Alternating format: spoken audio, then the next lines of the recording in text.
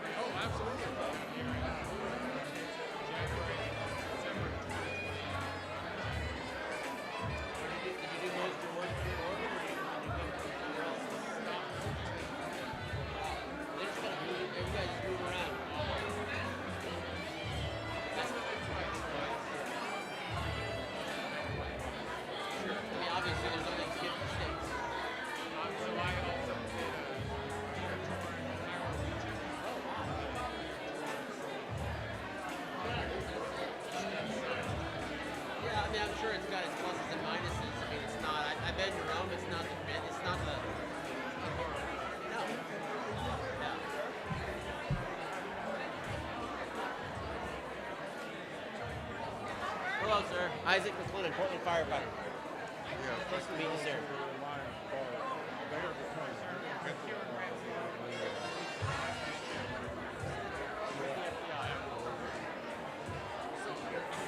Yes. Anything you say or do will be used against you in court of law.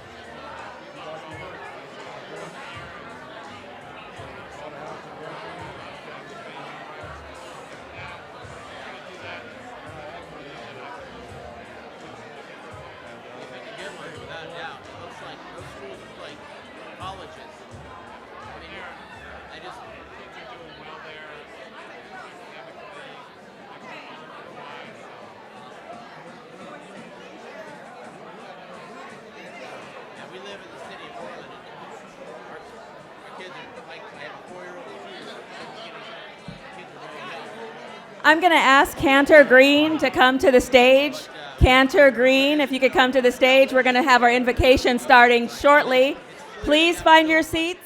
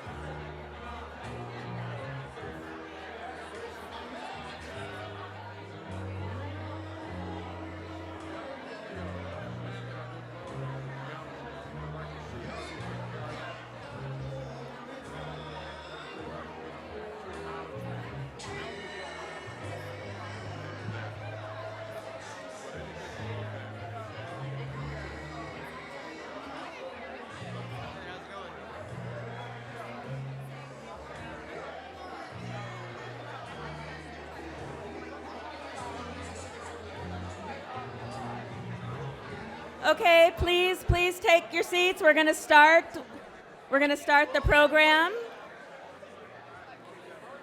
Everybody take your seats. I want to call up our first speaker.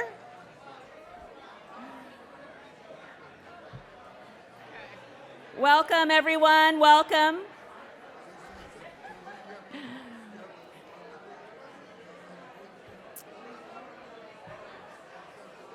We're going to start right now.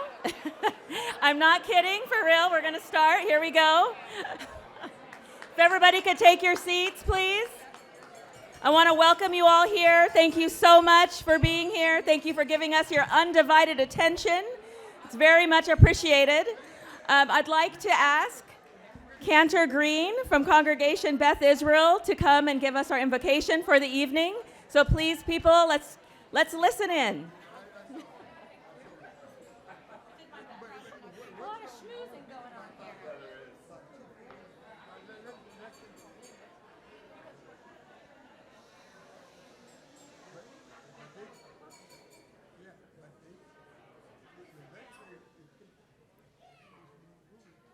You're broken down and tired, living life on a merry-go-round, and you can't find the fighter, but I see it in you, so we're gonna walk it out and move mountains, move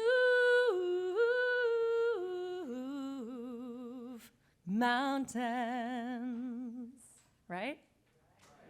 And we'll rise up, we'll rise like the day, we'll rise up, we'll rise unafraid, we'll rise up, and I'll do it 1,000 times again. This week, thank you. You got to sing with me next time, okay? Okay. I'm giving you a warning. There's going to be a next time, and you'll sing with me. This week, Jews around the world read from the Torah. In the book of Leviticus, a portion called Beha'alotecha, a Hebrew word that means to raise up. A Hebrew word that means to raise up. In this context, the raising up refers to God's commandments for Aaron and the Levites to install and raise 7 lamps of light at the entrance of the Holy Tabernacle. The tabernacle was intended to be a traveling sanctuary for the Israelites as they wandered in the desert in search for the Holy Land. Last week, when we read the earlier chapter of Torah, we were given the impression that the work of their tabernacle was already complete. It seems certain that the creation of the Holy Tabernacle was finished, but as it turns out, there was more work to be done. So this week, Aaron and the Levites installed the lamps at the entrance of the tabernacle and performed that ritual of lighting. Our world feels this way too. Often we think the work is as finished, yet when we shine a new light on the work at hand, all of a sudden our eyes are opened and we can see clearly that there is much more work to be done. We rally, we cry, we protest, we pray, we gather signatures, we get out the votes. Sometimes we even make a little progress. We may celebrate a win or two. When we shine a new light on the situation, we realize that while we have come a long way, we have a long way to go. More light is needed. More awareness is necessary. We must shed a light on old systems and show people the way forward. We learn from our holy text that to enter into community, we must shine an honest light on our efforts. Who is being left in the dark? Who is crying out, and who are we not hearing? It is our obligation to make sure that every person is seen and that every person is heard.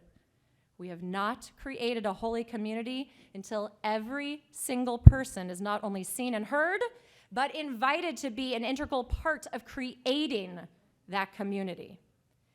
Our tradition teaches us that every person is created B'Tselem Elohim, which is Hebrew for created in the image of the divine, meaning every person has a divine spark within them. Every person deserves that same respect, the same basic human rights, the same access to making one's voice heard in this country that we claim has a democratic system. And tonight, we are here to celebrate that commitment. We come together to celebrate our freedoms and that democracy that we cherish so dear. To those remarkable people who will be granted awards this evening, we stand in awe of your dedication. We continue to be inspired by you, and we commit to marching alongside of you. Thank you for your leadership. Thank you for your vision and your much-needed optimism. May we shine a bright light on our pathway to creating holy community, and may we, together, raise up the light. And we'll rise up, we'll rise like the day. Let's hear you. We'll rise up, we'll rise unafraid. We'll rise up, and we'll do it 1,000 times again. And we'll rise up, we'll rise like the day. We'll rise up, we'll rise unafraid. We'll rise up, and we'll do it 1,000 times again. And let us say, Amen.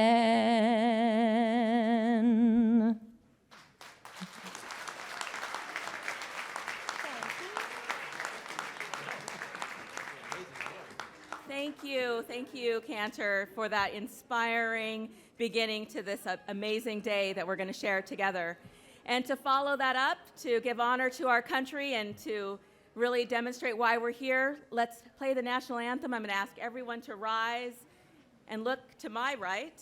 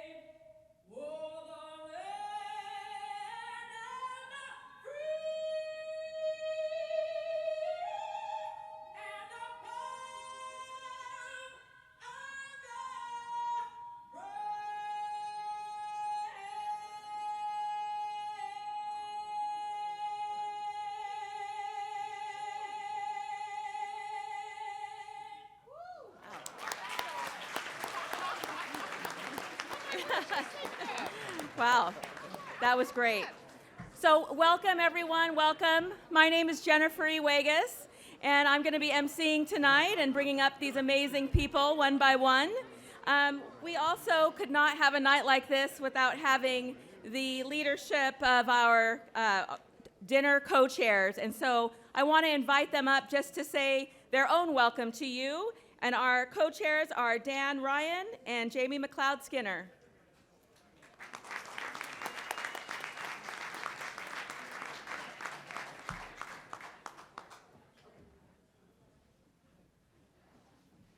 Well, good evening, everyone. What wonderful music to start the evening with. And my gift to you is going to be, I'm not going to sing to you. But what a wonderful evening. Tonight is about community. Tonight is about community. We're celebrating great community leaders. We're celebrating the future and the vision of the future for our young people, and really excited and looking forward to hearing your story. And we're celebrating each other. Look to your right, look to your left. Look to the folks sitting next to you, the folks around this room. We come in here with different ideas and different perspectives, but this here is a safe space for community. And we really appreciate the work being done by the League of Minority Voters, by the many co-hosts that are here. Promise, thank you. Jennifer, thank you. My co-host, thank you for really creating this safe space to celebrate community and talk about how we do better community with housing, with safe communities. That's the work, that's the discussion here tonight, and to celebrate those who think of community first. So tonight, enjoy this space, this safe space to come together and celebrate community and celebrate the work we do together. It's not about politics tonight, it's not about our differences, it's about our similarities. So on behalf of the League, I want to offer, with my host, a warm welcome to you all. Thank you for being here. Thank you, Jamie. Good evening, everyone, and welcome. It's an honor to be here. I had the pleasure of bumping into Promise about 6 months ago. I think there were about 5 people in City Hall that day, and he mentioned this dinner, and I said, sure, and then here I am. And so it's just great to be a part of this festivity. I now see all the people who are being honored, and it's just such an honor to be here. I like what you said. This is not a night about politics, and I think what's really important about the mission, there's 2 things. One is, how many people here are under, say, 25? Oh, God, there were supposed to be some hands that went up. Get your hand up. There we go. Under 30. It's a little more. What I've always liked about the organization, the League of Minority Voters, is their access to youth and the engagement with youth. And I know that they practice that throughout the year. And so there's that. The other is the commitment to nonpartisan, it's still a word, nonpartisan engagement. And Promise King, as a leader, you walk that talk. Your journalism background as a parent, and you're always bringing people together that don't always gather in the same room, let alone the same table. And I can already see that when I look out this evening. And I can't think of a more important time that we focus on that.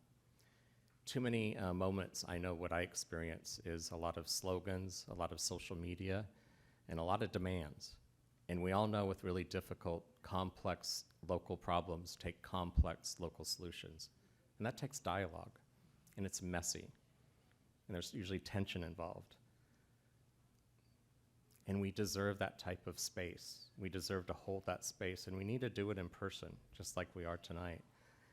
So as we break bread this evening, let's remember that. I am going to call out 2 people being honored because I looked at the list. And speaking of dialogue, hello, Commissioner Rubio, I'm right behind you. Commissioner Rubio and I have had the pleasure of knowing each other for several decades, and it really helps when you're serving the city at this time. We're not going to agree with each other all the time. I don't even agree with myself all the time. It's important that we continue to have dialogue, but we have dialogue. And even if we don't land exactly on the same page, we know we're public servants, and we have to deliver on the promise of what was voted on. And that's important. We must serve everybody. And the second, when I think about service, I always think of Bernie Foster. And so it's no accident that you're the Lifetime Achievement Award this evening. And it goes several layers. One is when you think of course, the scanner, its presence in our community for decades goes noticed. And it's noticed all around the region. So thank you for that. Thank you for also, I knew on Christmas morning when my grandma was alive, you had to be at grandma's for Christmas morning. Well, when it's MLK Day, you better have breakfast with Bernie. So thank you for that. And third, and I don't think you get enough attention for this, when Union Avenue became MLK Boulevard, You were the person that drove that. And so thank you, Bernie. Thank you so much.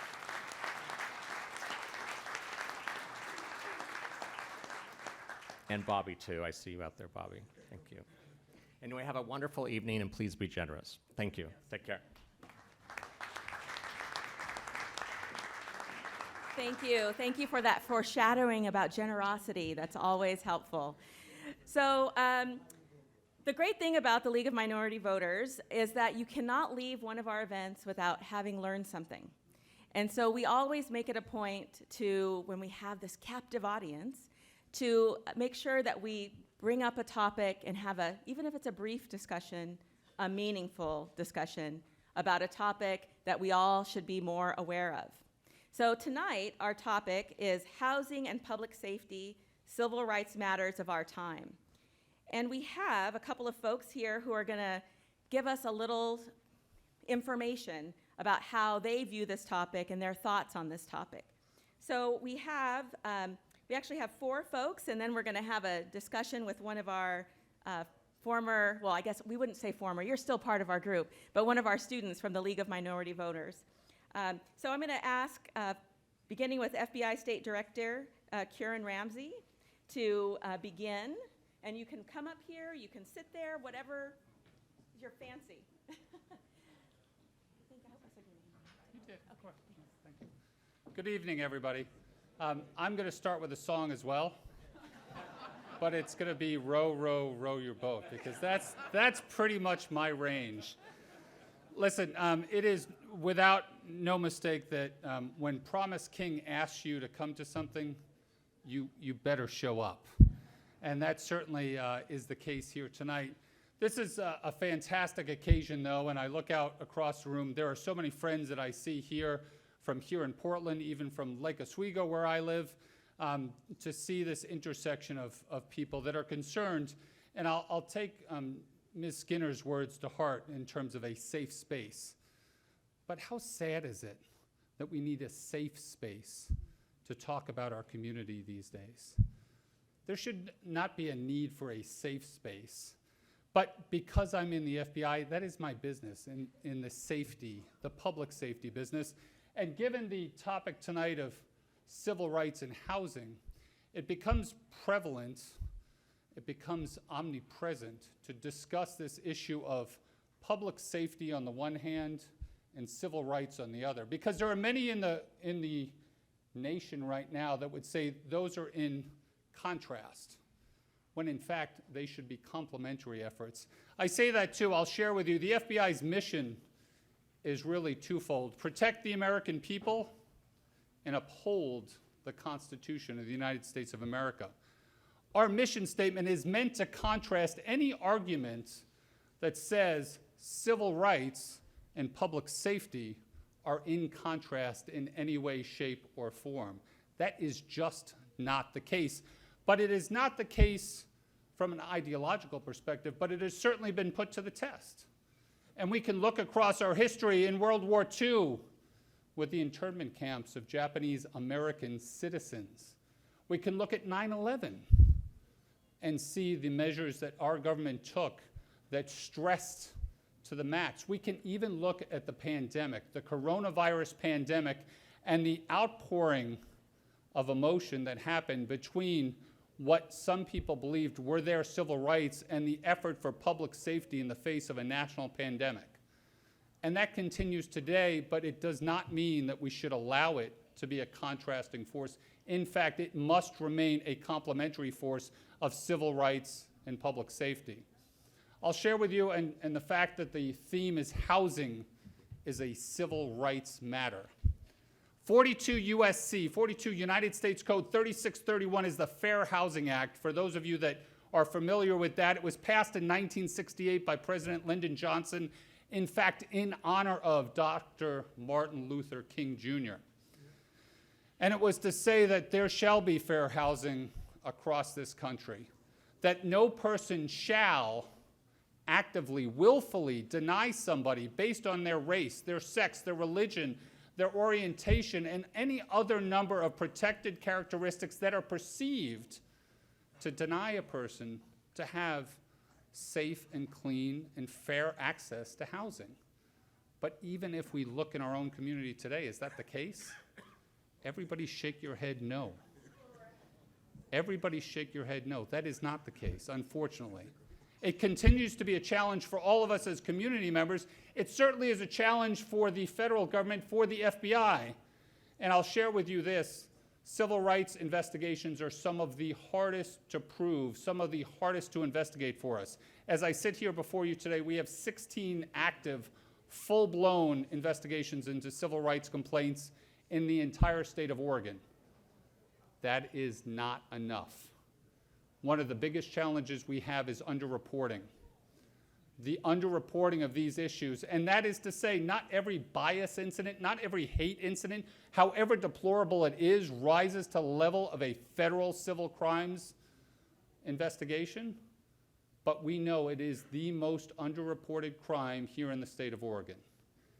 And when we look at the stats from 2020 to 2021, there was a rise in 17% of hate crimes that were reported against Black Americans, a rise of 70% of hate crimes against LGBTQ plus Americans, a rise of 167% of hate crimes against Asian Americans. In fact, from 2014 to 2021, there has been a consistent increase in hate crimes that are reported. So I stand here before you today as a member of this community, but also with the FBI. Our biggest challenge right now is the reporting, the underreporting of hate crimes, the underreporting of infringements on the Fair Housing Act, and ask people to make sure that they are not afraid. The fact that I have to sit in front shows that I am willing to sit here and engage with anybody on this matter as a representative of the men and women that I serve alongside every day, because we serve the entire community, not one segment of the community, not whatsoever. I have a number of friends here that can testify to that. I see my friend Pastor Hennessy that I always ask for him to say, "Can I say amen today?" He says, "Yes, Kieran, you can say amen today," and ask for a call and response. But I appreciate the chance to be here. I appreciate the opportunity to speak alongside these panelist members. I congratulate those members that are being honored tonight for your commitment to civil rights here.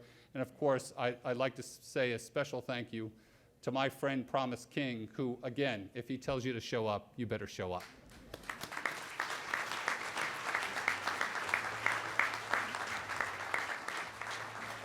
Next, I'd like to call Councilor Vince Jones Dixon.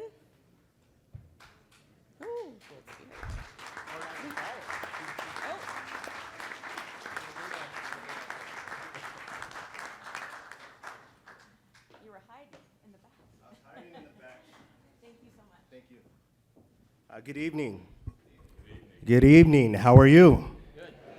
Good. My name is Vince Jones Dixon. I serve on City Council in East County in Gresham, which is the 4th largest city here in Oregon, and I'm so excited to be here. Thank you, Mr. King, for just the invitation and allowing me to come up and share this space with you all. Most of you, I don't know most of you, but I'll share a little bit about myself. And my main focus over the last 2 years, I recently got elected. My main focus has been centered around community safety and public safety and engaging in the difficult conversations both with our law enforcement, with the system itself, and with the community that's hurting. Some of you that know me personally, most of you know that I've lost 2 brothers to community violence, and also I've had an opportunity to engage with community-based organizations like Wood and Fish. Ben Andrews, he owns 5 or 4 preschools and opened up a youth center in East County, and other organizations like POIC and Play, Grow, Learn, and we've been extremely intentional around building bridges between all the systems, which is public safety, education, DEI, and community and business, and thinking outside of the box, and even the FBI as well, and the DA's office and the U.S. Attorney's office to figure out how do we address our deepest needs. I really don't have a script or anything like that. This is something that I think about on a regular basis. I would much rather hear from someone like Cameron Whitten, who is a brother who inspires me. So I just want to say thank you to him for the work that you've done over the last 2 years, or since you've been here in Oregon, and the work that you continue to lead. the work that you continue to do here in Multnomah County in the state of Oregon as well. As an African American, it's within our culture to do shout outs, so I'll do one more. I want to say shout out to Kiyoshi for your work around DEI and the work that you've helped us work through in East Multnomah County. And I'll just leave you with this. We have a collective responsibility to each other. That's the one thing that Dr. King stood on. That was the rhythm and the heartbeat of the civil rights movement. I forgot one more shout out. Dre Miller, I know you're in here. It was good to see you. Speedy recovery, sorry. But we have a collective responsibility to each other, and I want to challenge each and every single one of us leaders, human beings, to tap into that and be intentional as far as, and I know that's what this space is here for today, be intentional about reaching out and talking to people that don't think like you or live like you or who don't look like you as well. And that's the only way that we're going to move forward, and that's true progress. And one final shout out, Chair, Dr. Colquitt, congratulations. And that's all I have for this evening. Let's make it a great night. Thank you.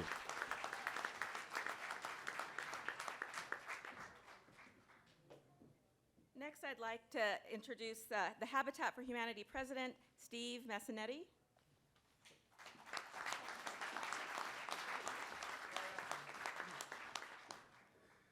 Good evening, friends. Truly an honor to join you tonight at Habitat for Humanity. Our mission is to bring people together to build homes, community, and hope. So it's so good to be together in community, and I look forward to getting to know more of you. When Promise asked me to speak tonight about the connection between civil rights and housing, my first thought was, well, been working for Habitat for Humanity for 29 years. Before that, I was a third grade teacher, and the connections between education and housing were always so clear to me. But I hadn't really thought about civil rights and housing. What I've always thought about is that housing is a human right, and that everybody, especially every child, deserves the right, the opportunity to a successful life. And when our society doesn't provide for that, when our capitalism isn't providing for that, when work isn't working, right? When somebody works 2 and 3 jobs and still doesn't make enough to afford for their family's basic needs, that's when this civil right is something we need to step in. And I think the only way we accomplish that, which is so great to see all sectors in the room today, is through a multi-sector, bipartisan effort. Right? We need our for-profits, we need our nonprofits, we need our local and city and state and federal governments collaborating and working together to move this forward. We can't waste our time any longer. We are experiencing what I would call a market failure when it comes to housing right now. We see this in so many ways. Of course, communities of color have seen this for many decades. We still have a racial ownership gap in our community where white families own homes at twice the rate of their black counterparts. And not only that, even more concerning is that difference hasn't changed in over 100 years. Now that is just crazy to think about. So we've got to do better, and I have hope from seeing all of you in this room, and especially the awardees tonight. Congratulations. I look forward to hearing more about your work. Thank you.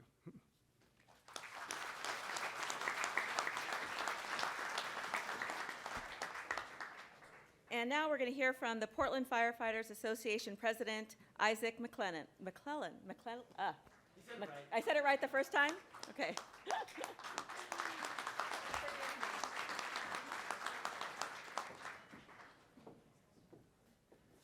Wow, and good evening, everybody. I'm elated to be able to have this opportunity to speak with you all.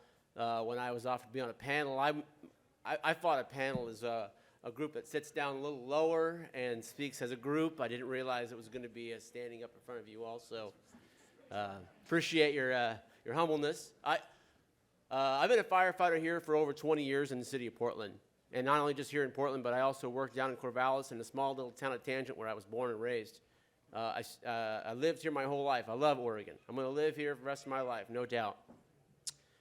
But when it comes to safety, community safety and public safety, a lot of people think of law enforcement, and rightfully so.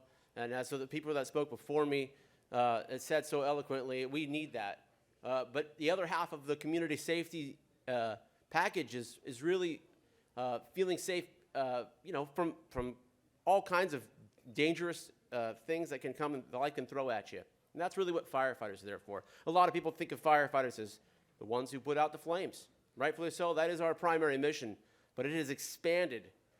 We've seen our mission expanded throughout time.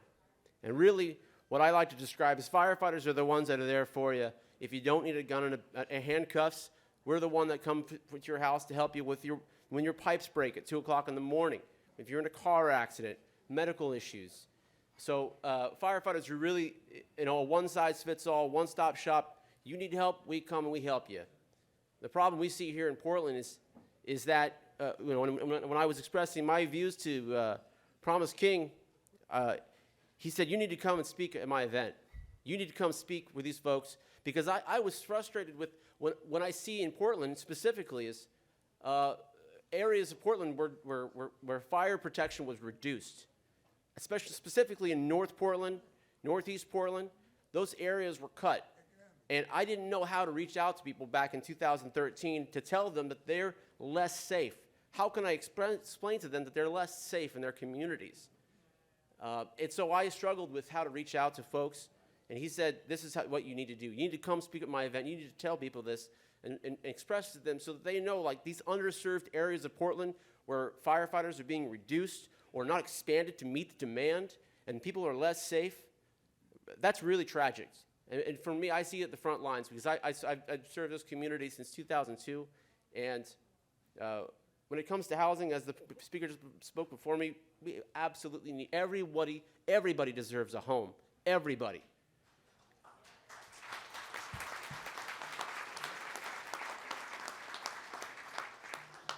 And when they're in their homes, sleeping in their beds, with their families, and they feel safe, they should know that their safety is not in jeopardy, and they have a fully staffed, functioning fire department ready to respond to them and their family at any time of any day of the week, and every hour.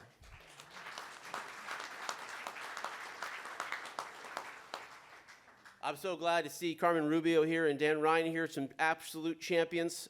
I'm so happy with the city council that we have before us to really fight for make sure that people are safe in their homes and their communities, all residents of the city of Portland, and not just Portland, but our surrounding communities all across Oregon and even in Southwest Washington.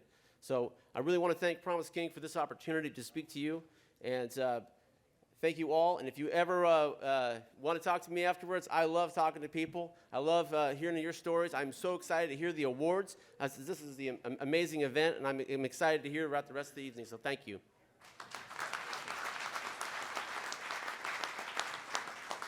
Well, I can tell you're starting to get restless out there. I hear whispers and stomachs grumbling. So we're going to let you get some food, and then we're going to take a break while you get some food, and then we'll come back and we'll finish the rest of our program. So please, in an orderly fashion, please help yourself to some food.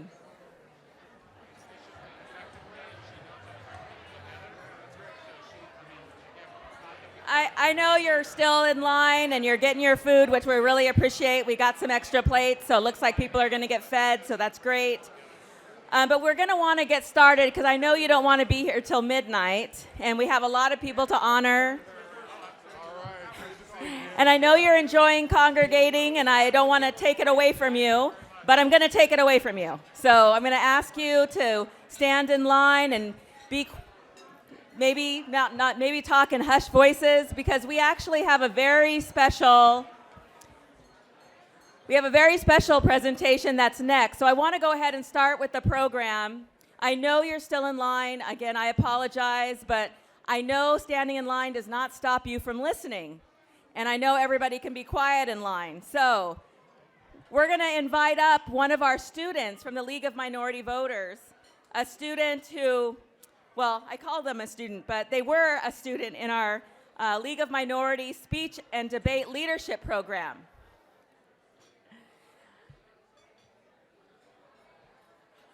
So I'm going to ask one more time, could everybody please, could we lower our voices? Because I'd really like to invite this very special young man who is going to share his very important story with you. This is the reason why we're here. This is the reason why we vote. This is the reason why the League of Minority Voters exists. And so we want to make sure that you hear this young man's story.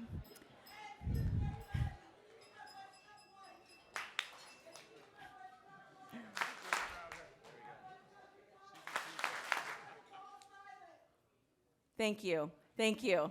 I appreciate that. So I appreciate that because this next story is very important. I want to bring up a really special young man who's part of our League of Minority Speech and Debate Leadership Program. He's a graduate of our program. And when you think about what we do, yes, we are about getting out the vote, but there's so much more that happens in the League of Minority Voters. And Xavier Tacker is the prime example of what we can accomplish when we set our minds to really taking care of our youth. And so I'm not going to steal any thunder because his story is amazing, and I want to bring you up here so that you can share with this group what your interaction was with the League of Minority Voters and Promise King. Please come up, Xavier.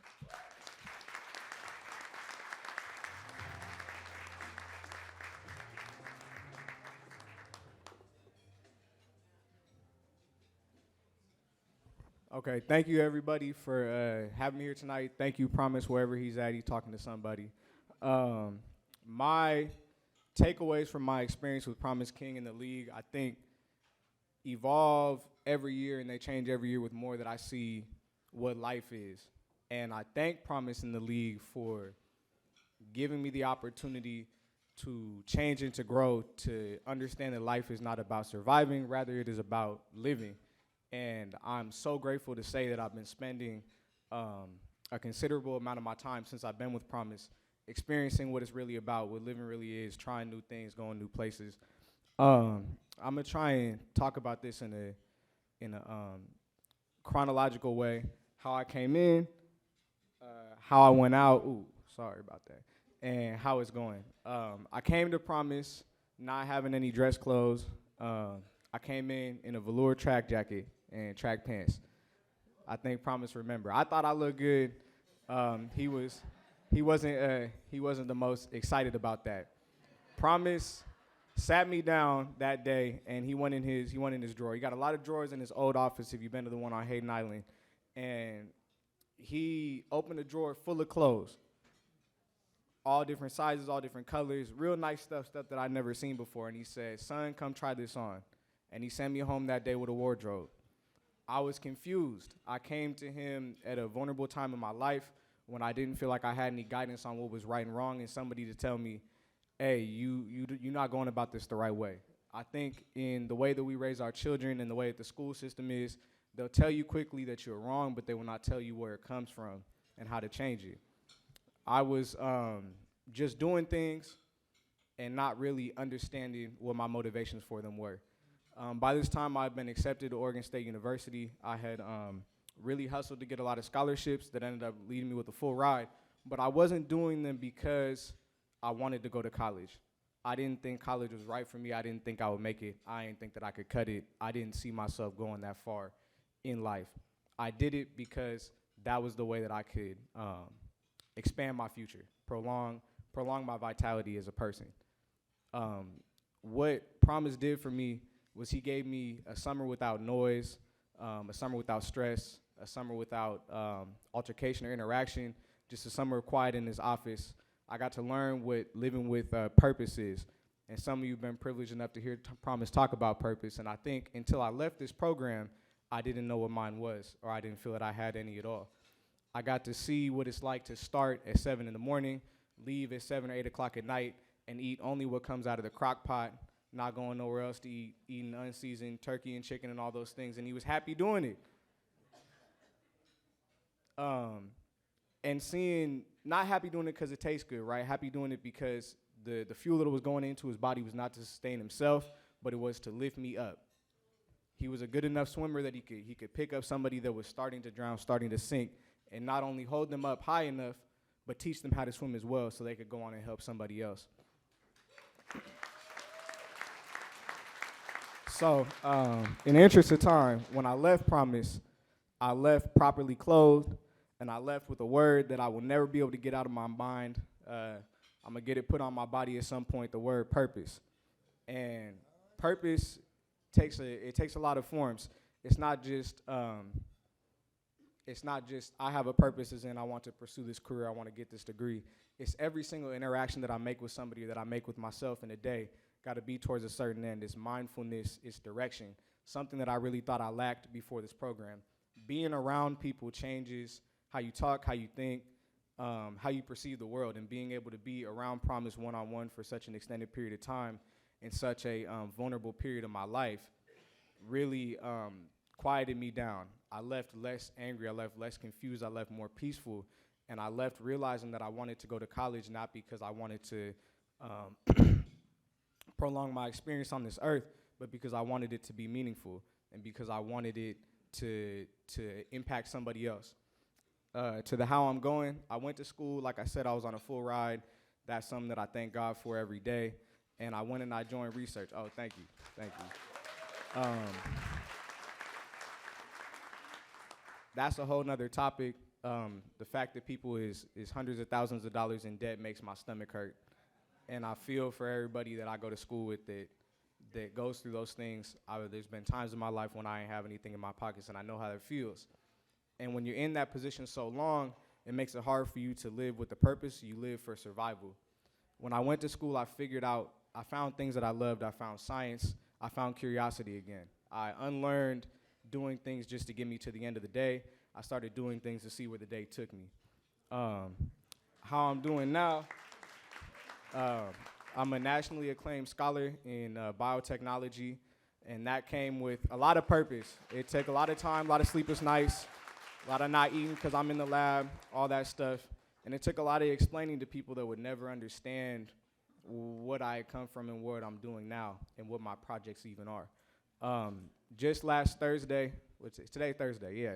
A week ago today, I found out that I'm a published author in science, so I'm in Plant Direct. Check that out in July. Oh, thank you. There are like 10 other people on the publication, so it wasn't just me. But I did those things, and I learned that none of that matters.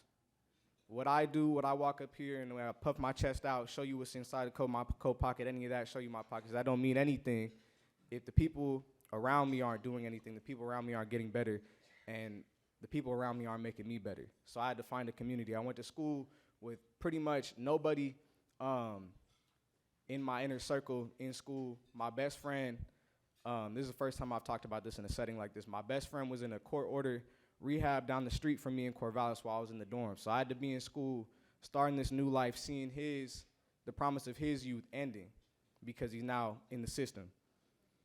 And I learned that you don't surface through these things by yourself. You got to find people. I got my brother in the back. I see him with the phone out. Shouts out to you, Zion. I joined a wonderful brotherhood that I'm so thankful for, called Alpha Phi Fraternity Incorporated. And that put me around people that's also trying to do the right thing, do the hard things. I now am able to not introduce Promise to my life and show him how he can impact my life specifically. I'm not just taking from Promise. I'm introducing Promise to the life that I built for myself and how he can start to spread his impact to others. So just 2 Thursdays ago, we talking about Thursdays a lot in this little spiel. He came out and spoke at a voter roundtable. We talked about the legislative session. He talked about purpose. He was able to talk about purpose with like 50 or 60 other people. So now when they hear me say it, they know what I'm talking about, and hopefully they can apply it themselves. I'm so grateful for Promise's mentorship. He's been like a father to me. He's shown me right from wrong, and he's just given me the opportunity to understand what being myself really is, understanding where I come from, and understanding most importantly that there's anywhere I can go. So thank you.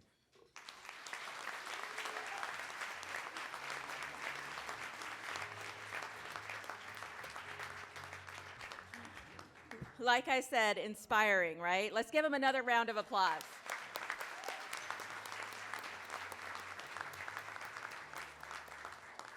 And it's not just one student that we impact, not just one child at a time, but there are many, many students that Promise works with and that we have in the debate team. We like to call it a debate team. I like to call it home because that's what many of the students call it, is home, because they're given all of the qualities that you would normally get in a home. And so we're going to hear from another student. We have a video to go, and so I'm going to let that roll.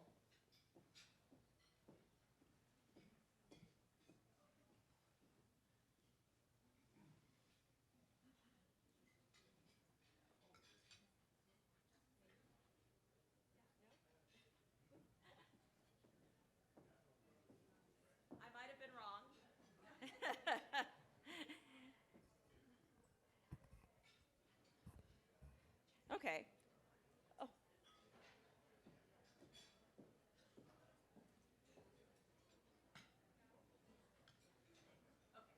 So, I was wrong. There is no video. I sometimes get these events mixed up. So, we're having some technical difficulties. I'll just call it, a mishap. But sometimes our mishaps turn into beautiful things. And the beautiful thing is that you've just heard from an amazing student, and you've heard about the impact.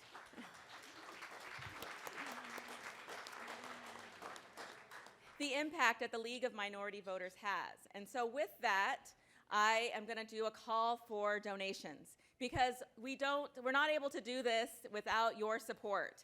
And every year we put on 2 events, and they allow us the income to be able to, carry on for another year. And so we really do rely on your generosity. And so just think about Xavier as I do this call for donations and as you fill out the forms. There are forms on all your tables, and I know some of you have already given them, but there are forms on your tables. I want to make sure you find them. And maybe elect one person in your group to be the one who gathers them up, and then we'll go around and gather them. But I also like to do this kind of almost like an auction, because we always have people who want to give, and it's sometimes peer pressure really helps.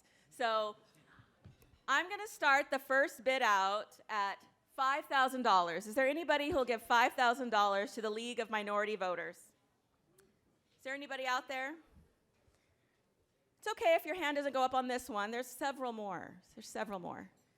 Well, if I don't see a hand, I'm going to take that one. The College of Business at Pacific University will give $5,000.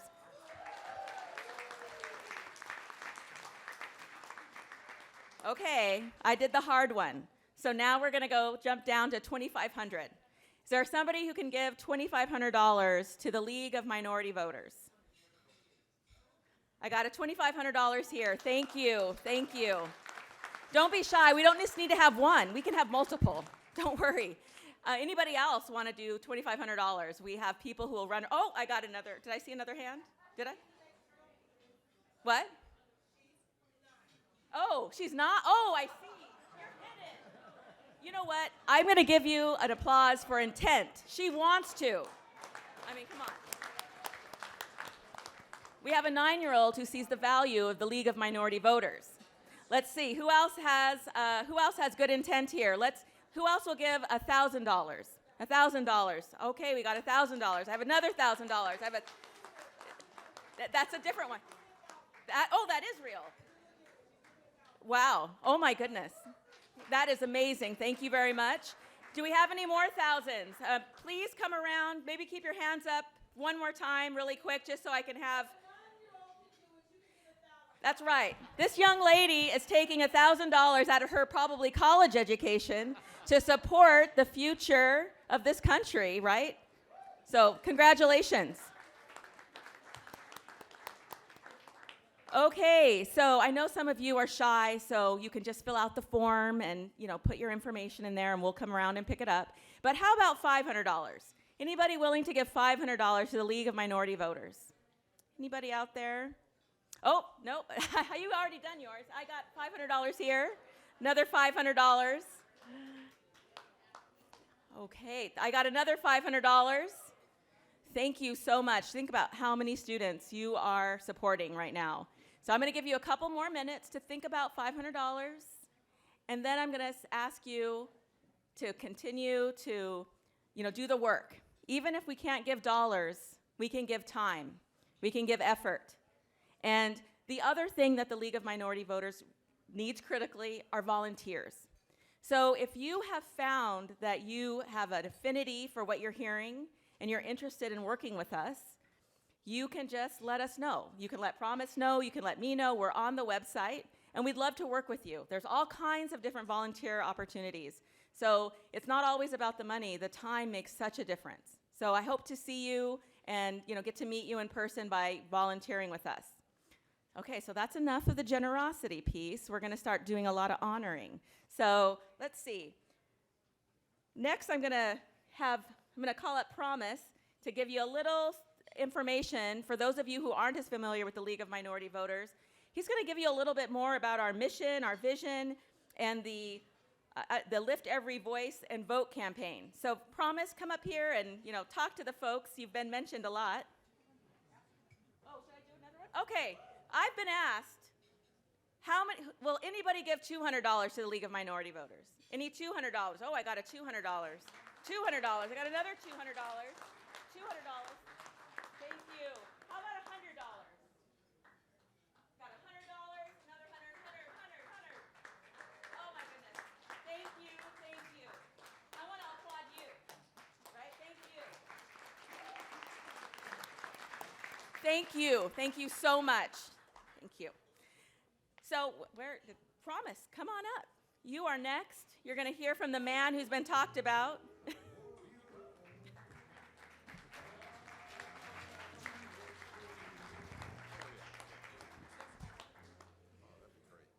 Continue, Mr. DJ.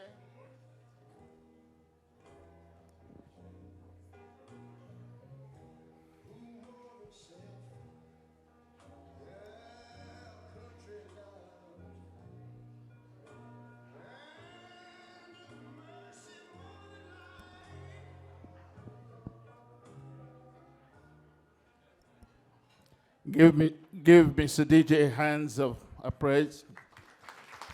Give him a clap.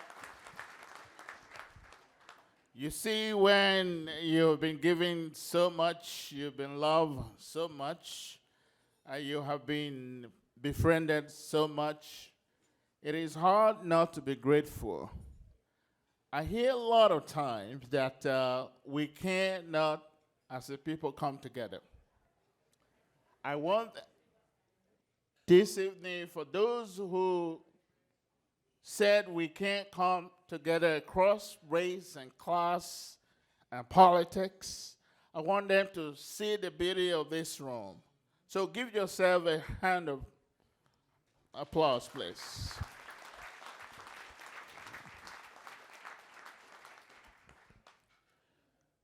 I feel giddy because I have seen a lot of my friends. I feel like I've achieved something. But my heart says no. What have you achieved, Promise? Like any other organization, we have been able to galvanize and integrate and create programs that change life. We have been able to build coalition beyond our tribalism. We have taken politics and make it a purpose. Like any other organization, we've had 100% graduation rate in all of our programs. 100%. 100%. All of our kids are in Stanford, in major high school. We would like to beat our chest. But so long you have kids like Xavier, kids like Janae, we are going to give award to a sponsorship tonight. So long we have kids who still need to go to college. So long we have a kid who need a hand to be lifted up. So long we have kids who are still hungry. I ask you to stand by me, stand by us. Let me say something tonight. The league is not about promise. Don't make the mistake. My friends, my board members, you made it happen. A lot of times they said it's not possible. Look at this room. We have League of Women Voters. Please stand up to be recognized. Give League of Women Voters.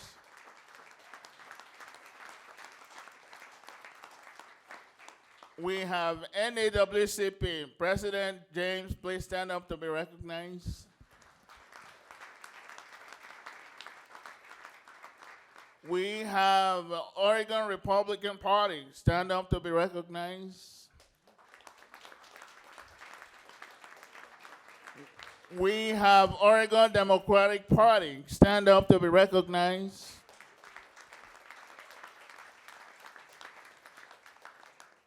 We have business leaders. Please stand up to be recognized.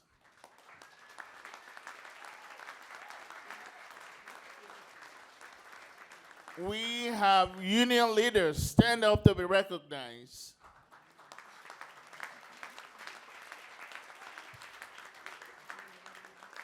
We have elected officials, please stand up to be recognized.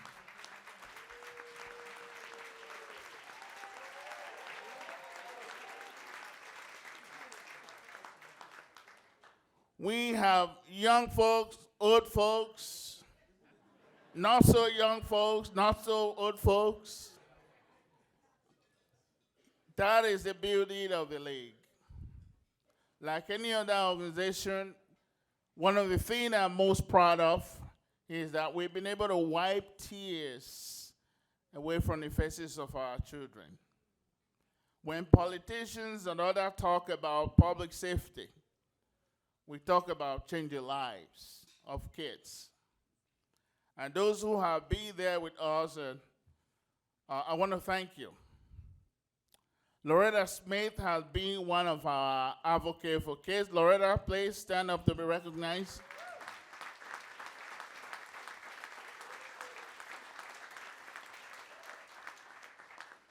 Why do we focus on youth?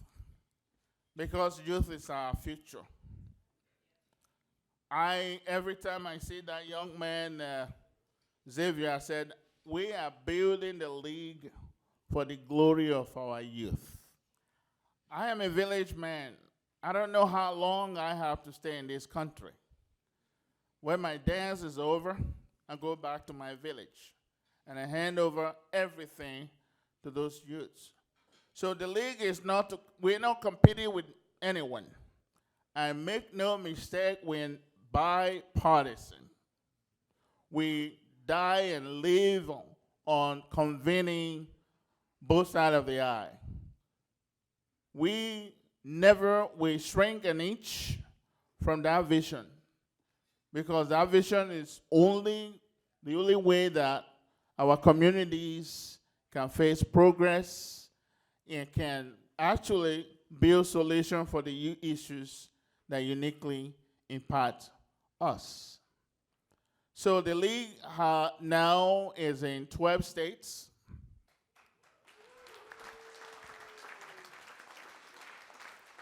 And I want to commend some of the founders here. Carmen Rubio is here. Please, Commissioner Rubio, stand up to be recognized. She was one of the founding board members. Here we are before a watch award. To the media tonight, I know a lot of you are listening. We do not need objectivity.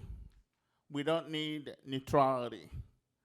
In the face of bigotry and racism, we need you to tell the truth. We need you to tell the truth.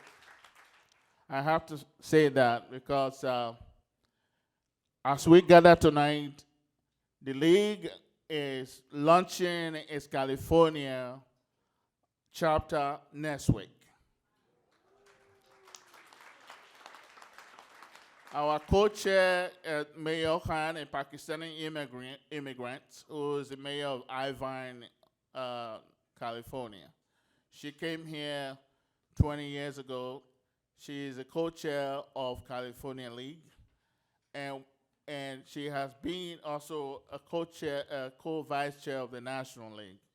I say that to say that we have found a voice that is squeezed of any partisan consideration, tribalism.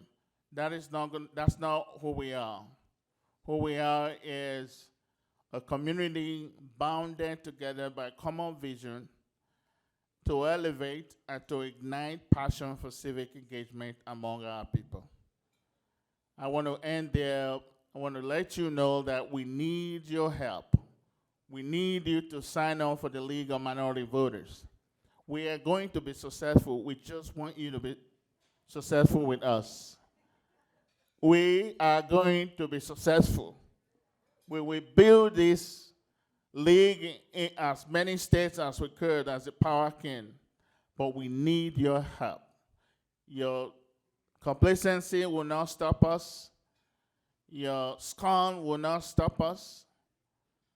But we know that your attitude, your passion, your compassion, or kindness will elevate us.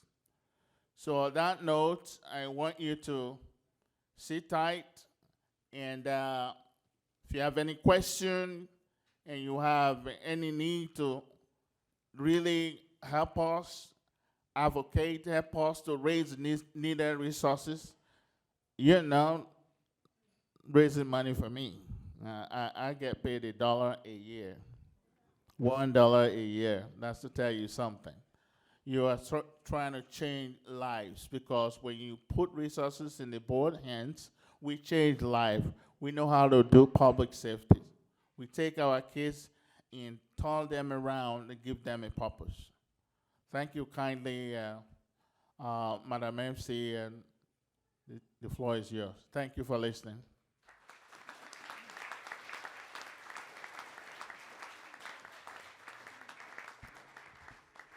I'd like to call up Dr. Pierce to provide the Dr. Selma Pierce Scholarship Award. Dr. Pierce?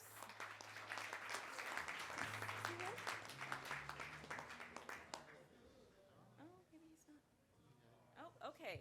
Well, who's the student?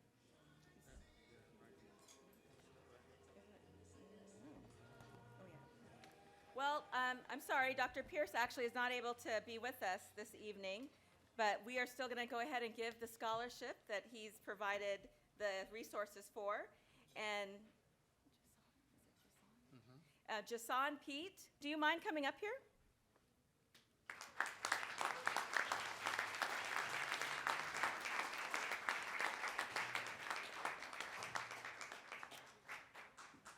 So we want to first of all thank you for being an incredible student. He's an incredible student athlete, has beat the odds. And Dr. Pierce usually provides this award, and he takes a look at the greater population and picks out that exceptional student that he thinks represents him and his wife's vision of what the country, what the world should be.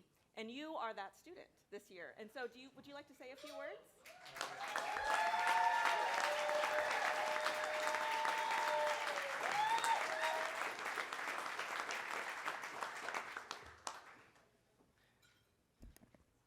Hello, everyone. First, I would like to thank Promise King and the League of Minority Voters for this amazing opportunity. I appreciate the opportunity and the continued support as I continue my academic and my athletic journey.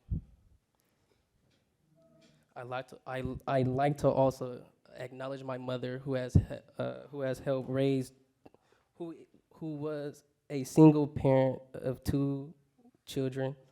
And I appreciate all the sacrifices that she's made for me on my journey.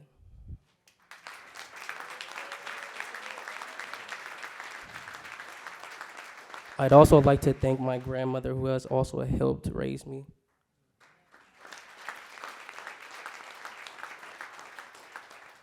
I've been through many trials and tribulations, but I'd like to give all my glory to God, who has, through his faith, helped me to stay on the path that he has created for me.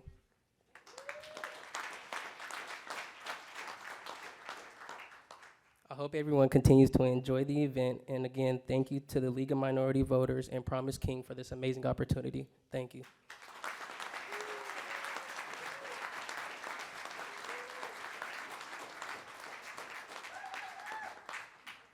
Thank you, Jason. I just want to also mention that Jason is actually currently seeking a degree in kinesiology, and which, you know, is no small feat, a lot of science. Following, it sounds like an Xavier's footsteps there. And so he has been a pivotal member of his football team at his community college. And I just want to, again, we want to give you another round of applause for being the student award winner.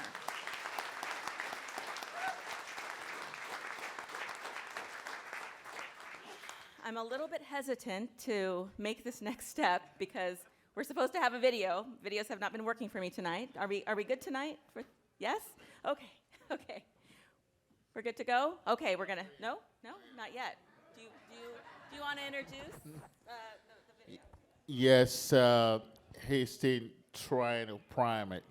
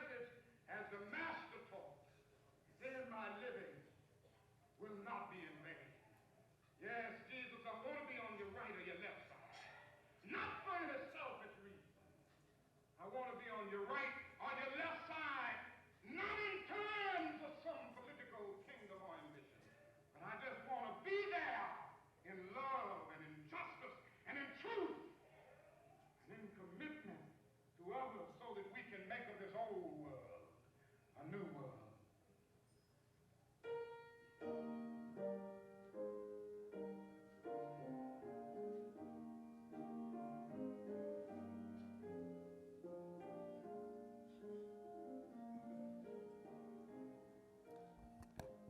That is the perfect introduction to begin the award ceremony for our 2023 Civil Rights Champions. I'm going to ask Promise to come back up here and present each of the awards. And as we do, you're welcome to, say your thank yous at the podium, but please don't feel pressured. I know, time is of the essence, so I know it's getting to be late. So do you want to go ahead and start? Okay.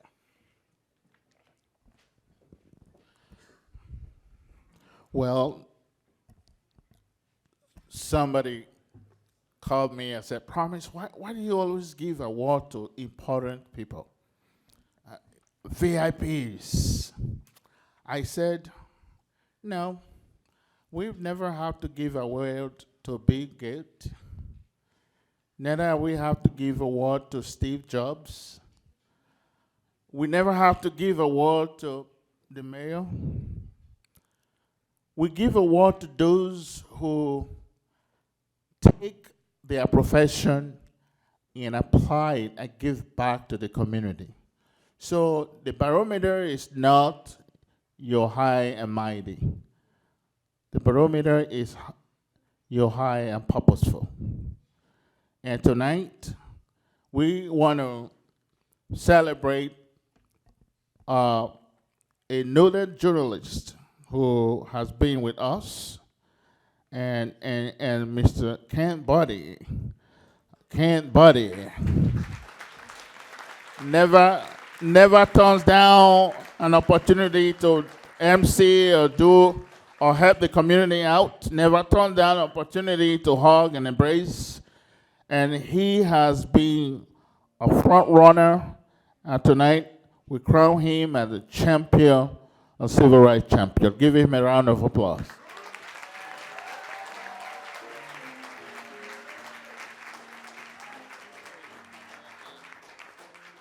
Where is the cameraman? Can somebody bring the cameraman, please?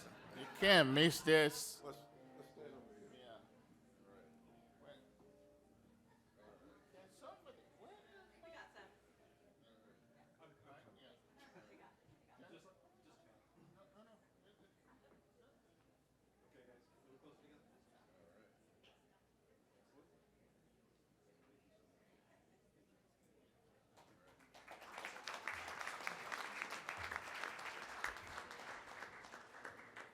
I'd like to thank the League of Minority Voters for this award. I really appreciate it and am humbled by it.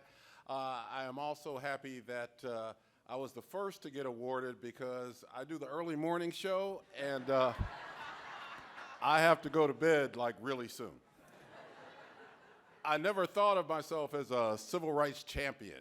I'm a journalist who happened to be blessed with a halfway decent voice that people would listen to. But I've always taken my job seriously. I've interviewed a lot of the people in this room for my program, Eye on Northwest Politics, which airs every Sunday at 6 p.m. on Coin TV.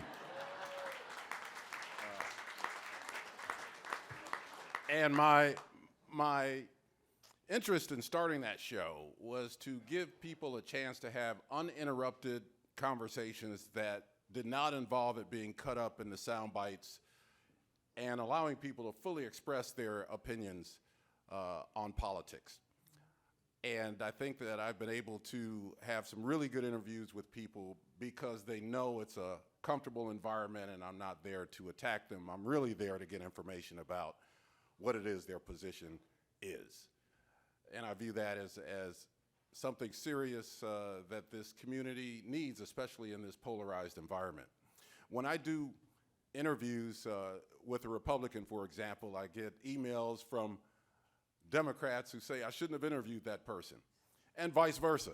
You know, if I interview Republicans on here, I get the same thing. So I must be doing something right if I get attacked from both sides. But I don't mind that, because providing that forum is what my show is all about. Also, in terms of community, I always felt that it was important to be part of the community that I cover. So in terms of doing public events, I've done everything from Self-Enhancement Incorporated to OMSI and everything in between. Good in the Hood, the Vanport Jazz Festival, Waterfront Blues Festival.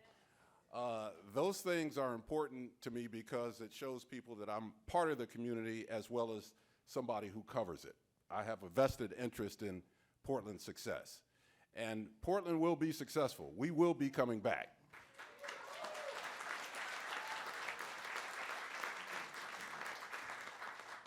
There are a lot of motivated people, especially in this room, who have an interest in Portland coming back and us returning to what this was pre-pandemic. If you remember, before the pandemic, Portland was poised to be one of the world-class cities anywhere. We got derailed a little bit, but we are coming back. So thank you very much for this award. I appreciate it, and I'm going home and going to bed now.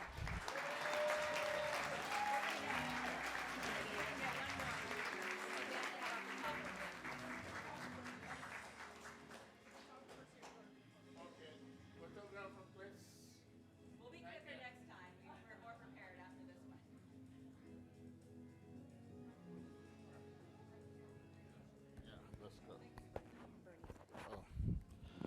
Well, a lot of you knew me when I probably became a young staffer in Salem, but you didn't know my background. You didn't know that I was a reporter, and you didn't know that I worked for Bonnie, Foster, and Bobby, and they made me who I am. So if I talk too long, blame Bonnie. And on a serious note, Bonnie, I was just an idealistic journalist talking about writing reports, but Bonnie called me and said, look, there's a business side of journalism, and that business side dictates whether you're going to publish a newspaper next week. So Bonnie had been a pillar of the house, of the community, of the city. So on behalf of our board in Oregon, let us celebrate Bonnie as our Civil Rights Champions and Lifetime Achievement Award. Lifetime Achievement Award for what this man have done for our city, for what this man have done for our city, for what he's birthed, for his life, and for giving us liberty and freedom, for giving us a voice. Let's celebrate him. Bonnie, thank you.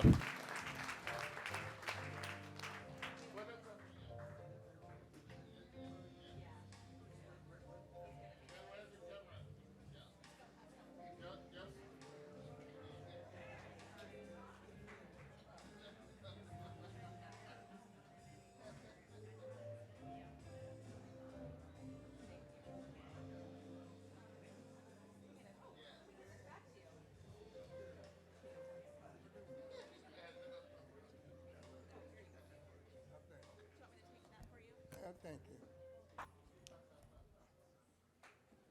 I thank you very much. I certainly appreciate this award. Let me also thank the board for this particular award, and I want to thank Mr. King as well. Also, I want to just thank Bobby. Bobby, would you stand up?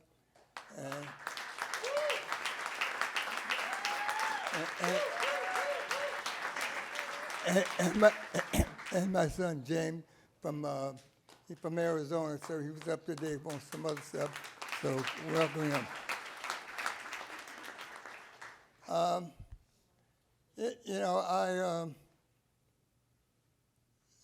he asked me earlier today, say, what do you want to say? I said, well, I don't know. I said, think about it. But as I was listening to the other people here today and talking to the FBI agent, he said stuff can be hard. Well, if it was easy, everybody would be doing it. Okay, so we expect some good things out of you, and I was just thinking about some. And I've been publishing this Scandal newspaper pretty close to 15 years, and two things I was quite proud of was first when Barack Obama became first black president. I was really proud of that. But on the other hand, you know, when he came in, he had the White House, he had the president, and then he had the House of Representatives. For 2 years, he had that. And of course, Obama was trying to please everybody, but after 2 years, he got shellacking. And the Republicans just gave him hell for the next 2 years. He tried to appoint Merrick Garland to the Supreme Court, never got a hearing. Never got a hearing. And we did the editorial about it. Said, don't do it. I said, he lost it. Governor, when you got it, governor. And the last thing was when I saw this guy come down the escalators, and he came down the escalators, and he said that Hispanic was when they was coming, they were going to take over America. They were going to do this and that, and then he put the border patrol on the young people that were coming up through the border, and took away the babies. I'm saying it again, took away their babies. And today, many little babies still have not found home. So they're just in limbo. They don't know where they are. So I said that to say that today, on a good note, today the Supreme Court upheld the Alabama court.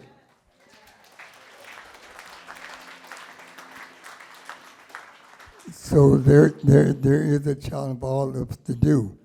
So I'm going to put a challenge on myself and everybody in the room out here. Life is not over yet. There's a lot of work to be done. These courts are not in our favor. Jack got lucky. So you sit out here. And think it's going to be easy. It just got a little difficult, but it's going to have some rewards, and it's going to have some positive kinds of things. So I encourage you to get up and do something. Something. I don't care what they do. Do something positive. But do something. I'm being told to get off the mic by Bobby. But I just want to say that the minority voters and the NAACP and a lot of that, I hope that then is good. But we got to do a lot of work on civil rights with voting. Get those people to vote. Take 10 to 12, every one of you know 10 people, give them the vote. Because if they take their voting away from you, and there is a playbook now. There is a playbook on how to do it. Who's next? And the next person is going to have the right playbook. So I'm suggesting you get everybody registered to vote and you're going to have to go, we're going to have to go beyond that. And with that, I want to thank you for the award, but I want to issue that challenge to you. So let's do something, and thank you for this award, too.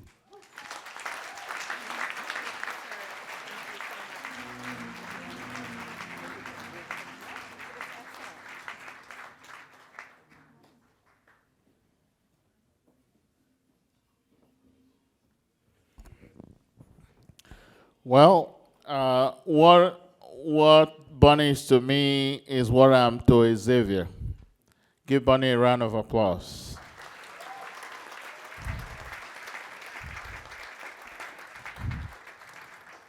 I know some of y'all think I fell from the sky. I did not. I did not fall from the sky. There are a lot of people whose shoulders stood down. The next award is this recipient, Brenda Gutierrez. I am standing here today literally because of his support, KNL Gate, what he has been able to muster. It is not just about the resources or the check writing or the contribution.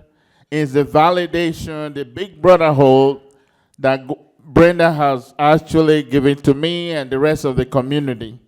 So on behalf of the League of Minority Voters, can we get Brenda Gutierrez from KNL Gate to come? Give him a round of applause. So if you want to know my secret, it's right here. So if you mess with me, you better be careful now. I got Brenda behind me. Come on in.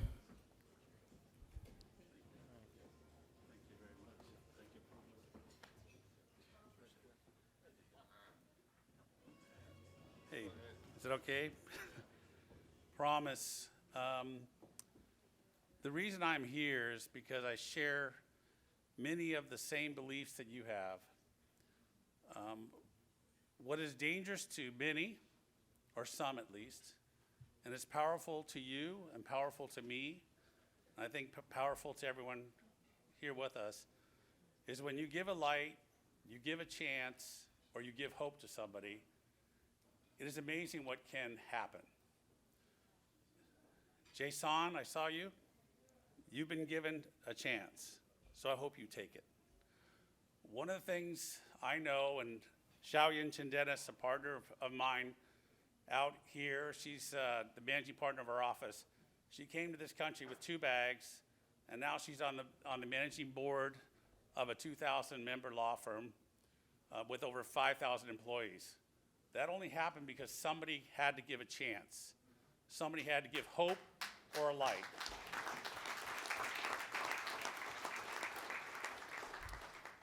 My mother, who passed last week,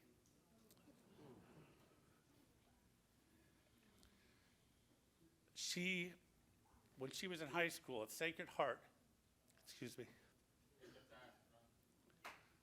she was a Dominican nun, came to her and said, "Romaine, would you take this test on Saturday and I'll give you 10 extra points on your chemistry exam?" That nun saw the talent in my mother. My mother took the exam. She scored the highest score of any college applicant, and she got a full ride to Immaculate Heart College in Los Angeles. Her name, Marie Romaine Gutierrez from Lincoln Heights, very poor, and that light came to her through that nun. So, may this organization, may we, Promise King, I know you'll do the same, may we give that light, that hope, or that chance to young people out there so they can do the same. Thank you.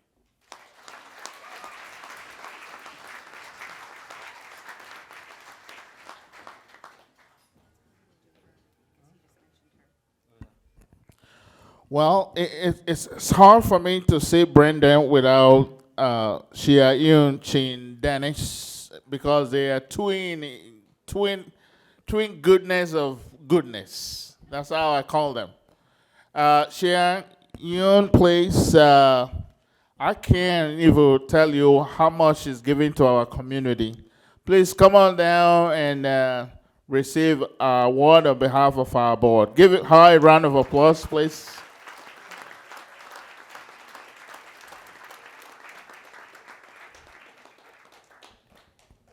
Yes, indeed. These are our community champions.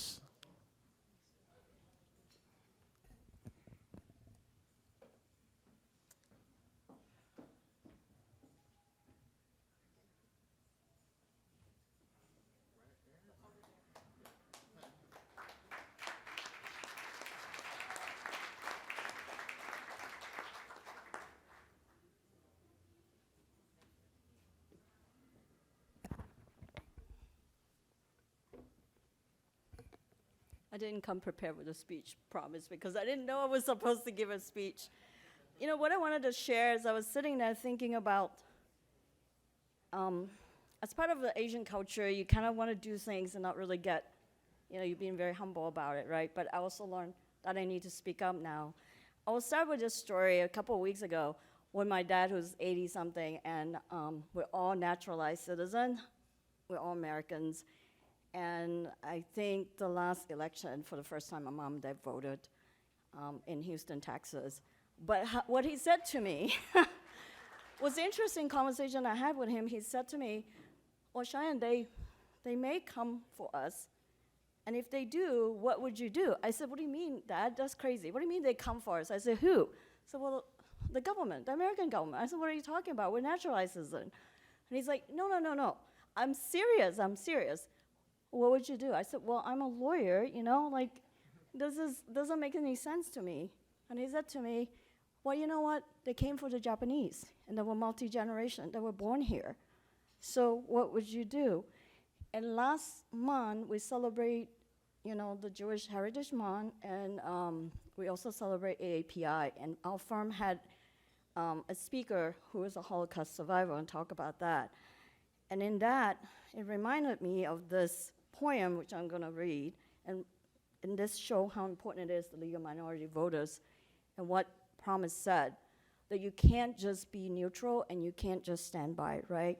Because this poem, you probably have heard before. First, they came for the communists, and I did not speak out because I was not a communist. Then they came for the socialists, and I did not speak out because I was not a socialist. Then they came for the trade unionists, and I did not speak out because I was not a trade unionist. Then they came for the Jewish, and I did not speak out because I was not a Jew. Then they came for me, and there was no one left to speak out for me. So think about that, how important it is of what you do, and how important it is for us to vote and have a voice, and how important it is to speak up, whatever color you are, and how important it is, if you're a white male, to speak up and stand with us, stand by us, and not be neutral. And thank you so much, Promise, for this award. I definitely will share it with my dad. We're proud Americans. My siblings are 2 doctors, and during COVID, they were out there, and the Asian hate was tremendous. So I really feel very personal about what we do, and as pro bono counsel for you guys and all that we do. So thank you again.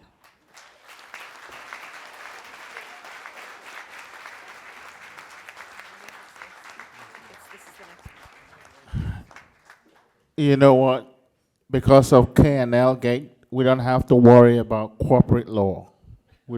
Because of K&L Gate, we get free legal. Give them a round of applause. I don't have to worry about a lawyer. You know what I mean? Wink, wink, don't mess with me. Well, we are moving right along, and the next recipient, I met him when I was young in Salem, and I've never seen him frown. And in my mind, I keep trying to ask him, can you frown a little bit? He's always smiling. And every time I see him, he's always trying to help somebody, especially African American. I have seen him around, I've watched him, and he's been one of my biggest supporter, and one of our civil rights champions. Ladies and gentlemen, please give a round of applause to our next civil rights champion, Gary Oxley.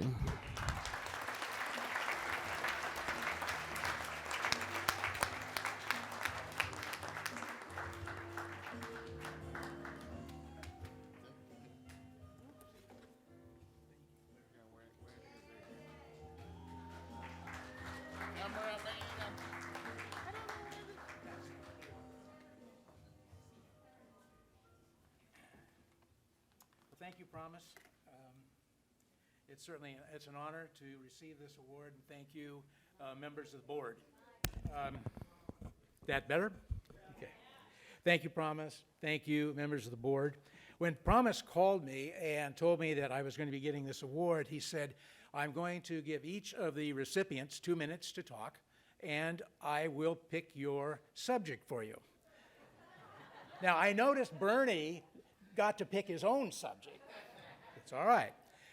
So he told me that my subject was going to be virtue. And I looked at him and I said, have you forgotten I'm a lobbyist? This is so wrong. There are so many reasons why I should not be speaking about virtue tonight. No one's going to take this seriously. Already they're laughing. The Senate president is sitting over here just chuckling like crazy. But here I am. And of course, if you know our good friend here, you know that you cannot change his mind. Once he's decided something, he's going to do it. Oh, this is going to be great, Gary. This is just a marvelous idea. You're going to get up there and spend 2 minutes talking about virtue. Well, sure, it's a great idea because it's his idea. So here I am spending the next minute and a half talking about virtue because I've already gone through 30 seconds explaining why a lobbyist is talking about virtue. But like so many of us in the public policy arena, I tend to view things, right or wrong, through a political prism. And as I thought about virtue, I began to reflect on the state of our state, the state of our region, the state of our city, and the state of our humanity to each other. And these are incredibly tense times we're living in. Today we're living in an era of detrimental public discourse. Detrimental public discourse. And that discourse today is being launched at politicians. Politicians are launching it at each other. It's being launched at our neighbors. It's being launched at our friends. It's being launched at organizations that launch it at each other. And it's troubling. Because as these launches continue, and as the heat builds, nothing is really happening in terms of results. Nothing's happening to solve the problems that we're dealing with in this state, in this region, and in this city. And as long as those dialogues continue in the way they are, nothing is going to change. So it becomes a question of what do we do and how do we change that dialogue? And how do we get back, or how do we go forward with a city that we want? And I'll say go forward with the city that we want because we can never take Portland back to where it was. Those days are gone. But we can have a vision and we can go forward. And I would submit every person in this room has their own idea about what Portland should be like. But how do we get there? Individually and collectively, I believe that we must each find our own paragon of virtue, and we must unabashedly work on those paragons of virtue to provide and bring about change. For not unlike the word grace, which I truly believe is intertwined with virtue, I think that the power of doing something so simple and so kind and knowing that you can do that, and that will open dialogue, and that will bring people together so we can sit down and converse and start exchanging ideas in a civilized manner. Once we are at that point, once you have the power and the ability to do that, in my opinion, that's virtue. So, Promise, thank you for trying to destroy my career this evening. And thank you, board members, for this award. I am truly appreciative. Thank you very much.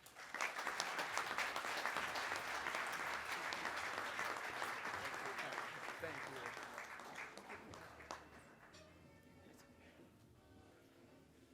you. Yes, the next recipient, when I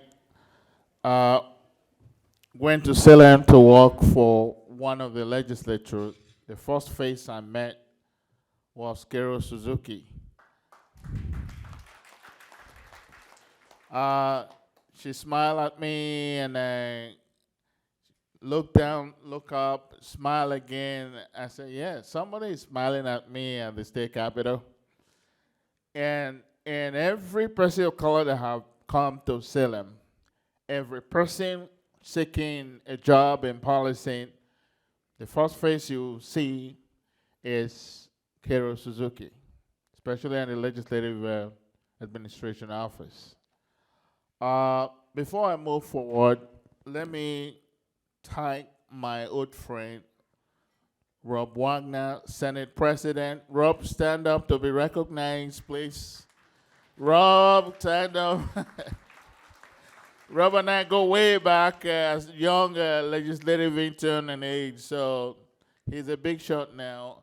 But the reason why I pointed him out is that he is Kero Suzuki's big boss. The first time a person of color will be deputy chief of staff to Senate President. So give him a round of applause.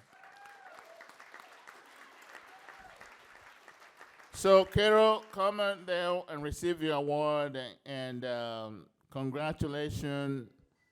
Brian, clap, come on, join him with a picture. Oh, okay, yeah. Thank you.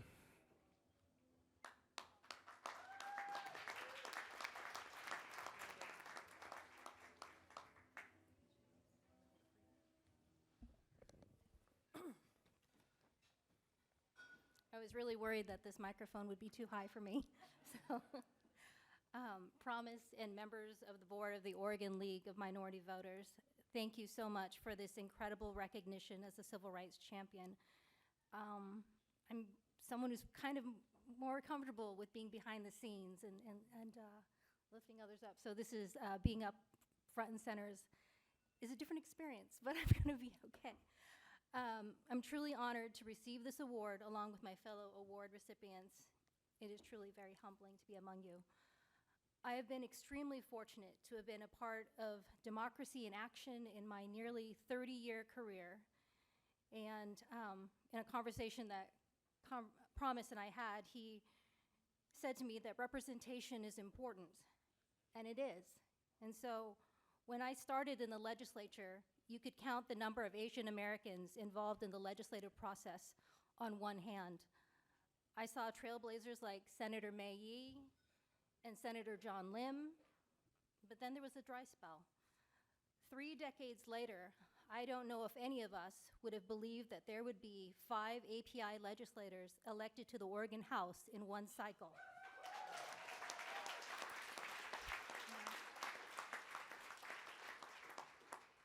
And that we'd have the benefit of the many, many diverse staff, lobby, and citizens who are now part of the process. It's simply awe-inspiring. Oh gosh, did I do that? Representation matters. Reflecting society matters. What I've tried to do in my career is to make every person I meet feel welcome and heard. I've also tried to mentor as many young people I can as they began their careers in state government, and have hopefully demonstrated to other professionals and students of color what they can achieve. And I can attest that my mentors at the Capitol, and particularly in the API community, like Jamie Lim, Peggy Nagai, Vicky Nakashima, and others, helped me to find my voice and understand what I could do to help others to find their voice and understand how they can make a difference and to make change and to use their sphere of influence. They are truly the giants upon whose shoulders I stand. I'm grateful to the incomparable Penny Ryan, who is seated at my table. She has been my Capitol mentor and role model since the very beginning. She and the late Senator Dick Springer gave me my first job in the Senate Majority Office in 1994. I'm grateful for Cliff Trow, who led the Democratic caucus when it was a tiny but mighty caucus of 10. He also helped me to introduce me to my husband, Brian Clem, who's here. I'm grateful to Senate Majority Leaders Kate Brown, Richard Devlin, Diane Rosenbaum, and the amazing Senator Ginny Burdick, who also was here at this event. And finally, Senate President Rob Wagner, who is quite literally the only person who could have ever talked me into leaving the Senate Majority Office after 28 years to be his Deputy Chief of Staff in the Senate President's office. Mr. President, you inspire me every day by leading with kindness and staying strong in an incredibly difficult and challenging environment. It is an honor to be on your team.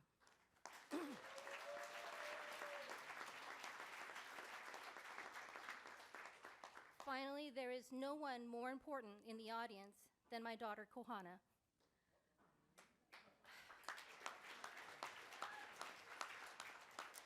I want her to know that one person can make a difference in the lives of many, and that public service is an honorable calling.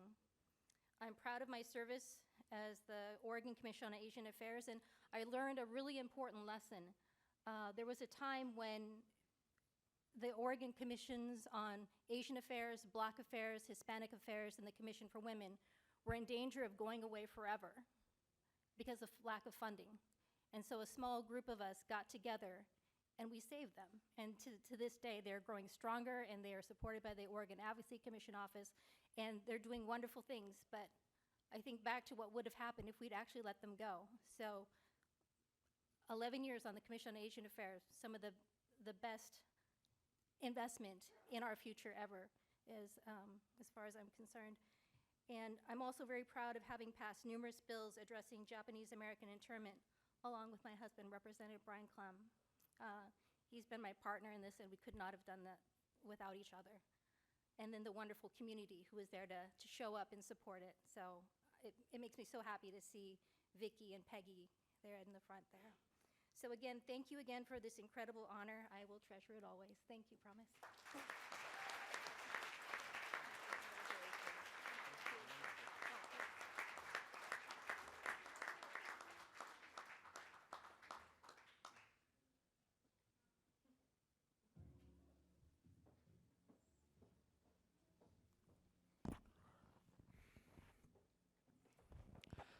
Penny, please stand up.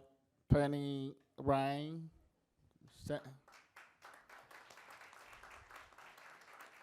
Penny was my silent mom when I worked for this treasury. She was the one who really gave me all the mom advice working for an elected official. Penny, thank you. Love you, Mom. Give her a round of applause. Well, the next recipient is one of my big brother. He is the first major general manager of a major newspaper in Northwest.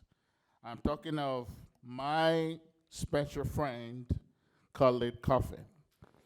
Please give him a round of applause. Our community partnership with KATU has been amazing, has been part of our critical growth strategy. So I am excited and just short of words on how I can thank him and the KATU. But on behalf of our board members, congratulations.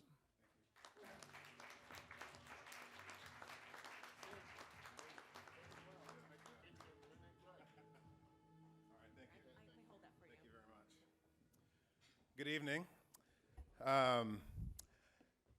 the word gratitude is something that I've heard mentioned over and over again tonight, and that's one of the words that comes to the top of my mind right now.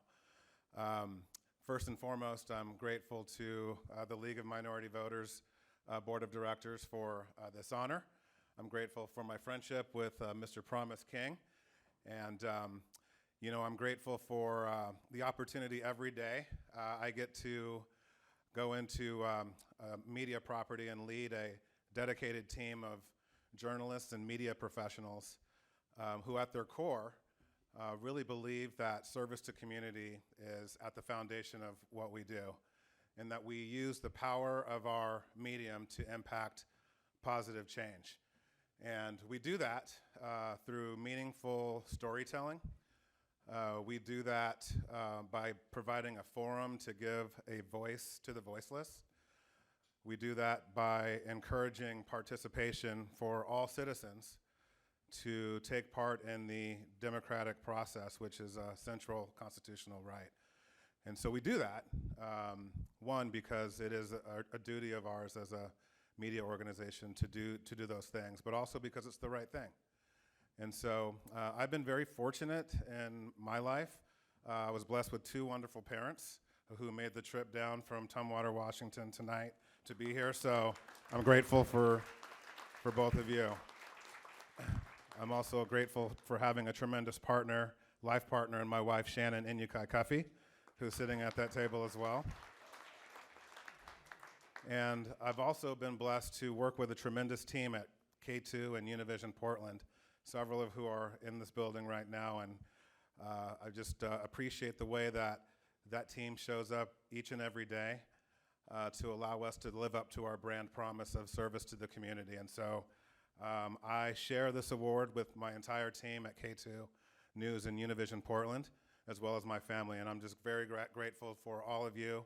Those of you who were involved in putting this night together, congratulations. This is a wonderful showcase of just citizenship, and I just love what we were able to celebrate today. So I promise you that you will continue to see the support come from our organization to help advance the mission of the League of Minority Voters, just as we have from day one. So thank you very much.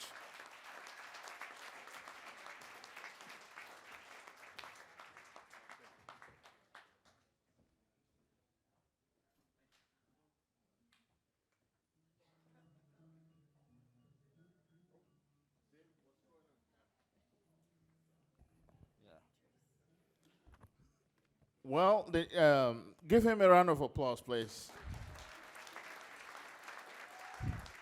I told you I have friends in high places, in the law firm and the media, so don't mess with me. Well, the next recipient is, some people say newspaper editors are banned. But as a former recovery journalist, I can tell you newspapers editors are made. What made Teresa Boromley the next recipient is a courage being foisted upon her is the bigotry and the racism that the Oregonian has carried on for a long time. As a woman, she came in there with courage. She exposed the prejudice with a fine headline, Publishing Prejudice. If you haven't read that piece from the Oregonian, we're going to put it on our website, and that piece will go to all of our 12 states where we have a League of Minority Voters, in Colorado, in California, in Nevada, in California, in Washington, in Minnesota, in North Carolina, in Texas, in Florida.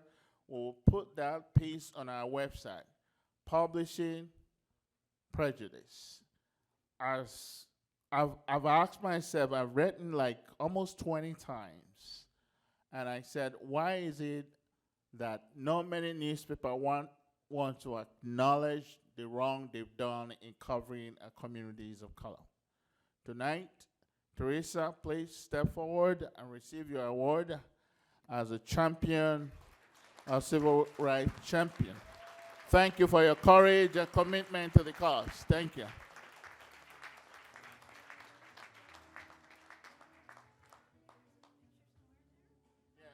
Who's taking picture? Where is the photographer?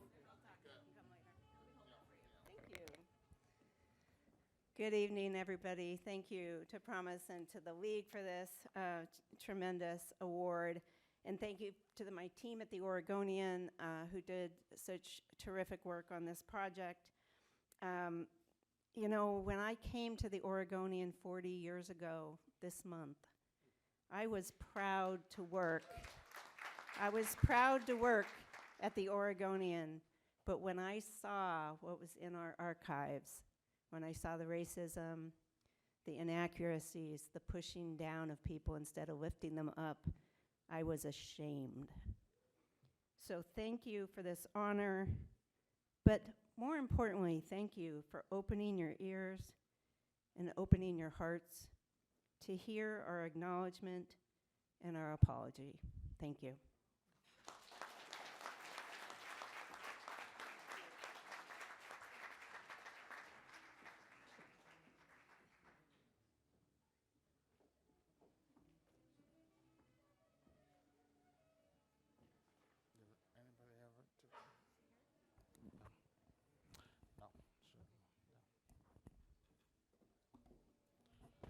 Teresa, thank you again for your courage and confidence in covering our issues. Hopefully, tonight, we hope that there will be restorative justice, that we will meet and in partnership with community members and watch how you cover our communities moving forward. Thank you.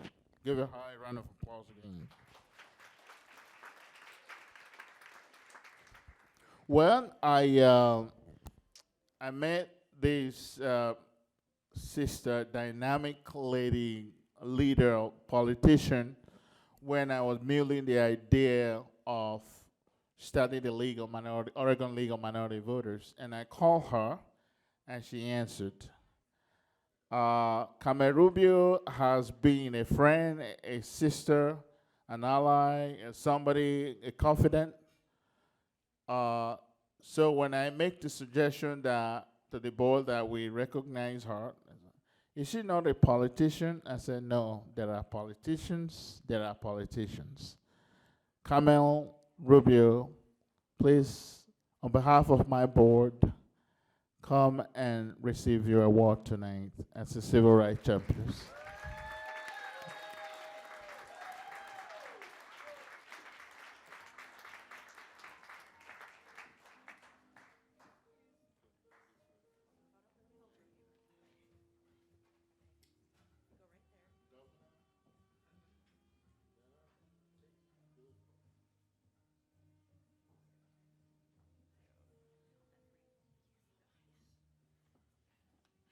Wow, well, thank you so much, Promise and League, for this incredible honor. I'm so honored to receive this award, and especially so because, as Promise mentioned, I met him more than 20 years ago when we were baby campaign staffers on the campaign trail for our bosses who were running for office. And we became fast friends, and we helped each other out because back then there weren't a lot of campaign staffers that looked like us and that had our backgrounds. So we were pretty alone back then. So we supported each other through the years.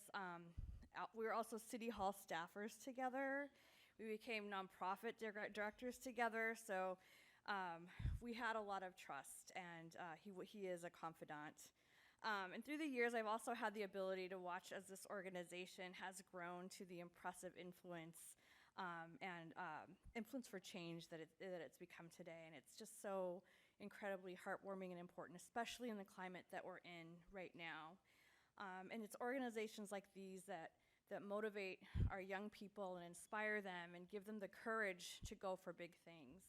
And I believe in that greatly. It's what helped me decide to go for big things and eventually run for office to be the first Latina at the city of Portland in 107 years.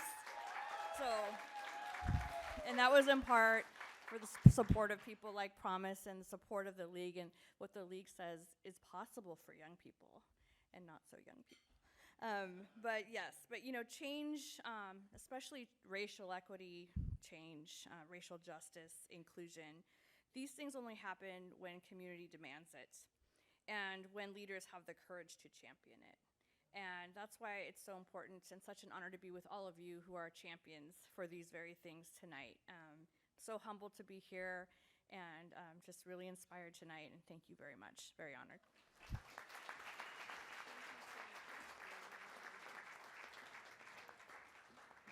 We've just got 2 more, so please bear with us. On behalf of our board, we have 3 more hours to do this. 3 more hours.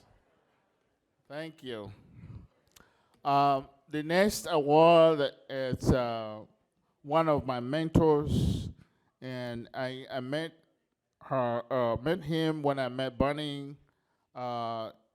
They took me. It was 3 of our leaders because they knew I was a journalist, a reporter, at a Hispanic newspaper, Clara Pedillo, Bunny Foster, and Jimmy Lim. All of them publishers took me and gave me a chance to at least see what is possible.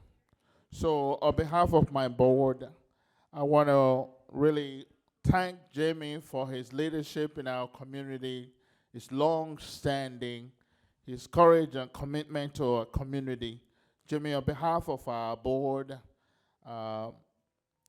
congratulations. Please accept our Civil Rights Champion Award. Give him a round of applause.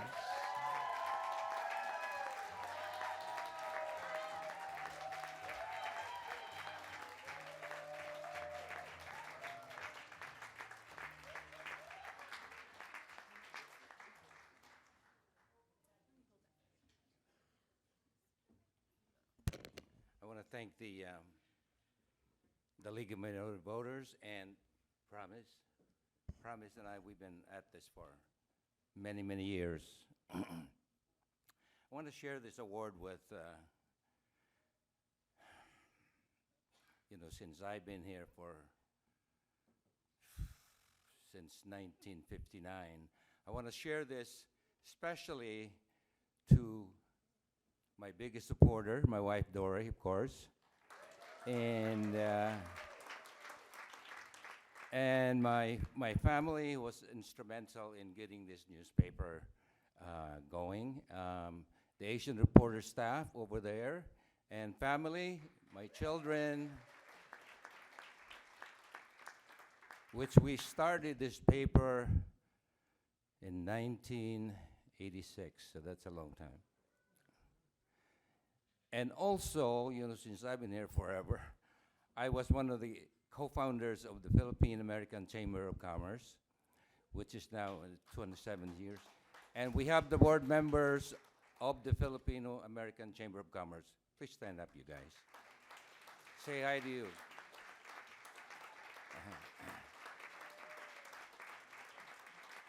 I also want to give a shout out to my fellow Filipinos here.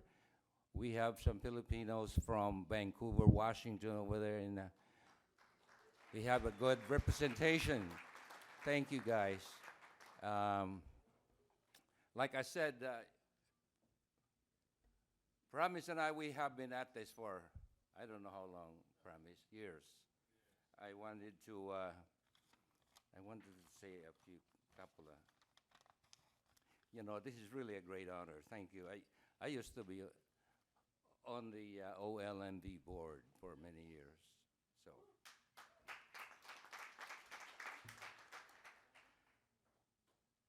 now, I was saying, even though all of Americans had gained the right to vote, the Civil Rights Act of 1957, and the Voting Rights Act of 1965, today, many southern states still have made it difficult to vote for most people of color. They often required prospective voters of color to take literary tests that were confusing, misleading, and nearly impossible to pass. They threw every possible obstacle to keep people from voting and exercising their civil rights. Redistricting and gerrymandering and voter ID requirements are additional obstacles that are thrown in. So, we must continue the struggle. Don't give up. We cannot be complacent. We cannot just let it go. Let's do it. Thank you.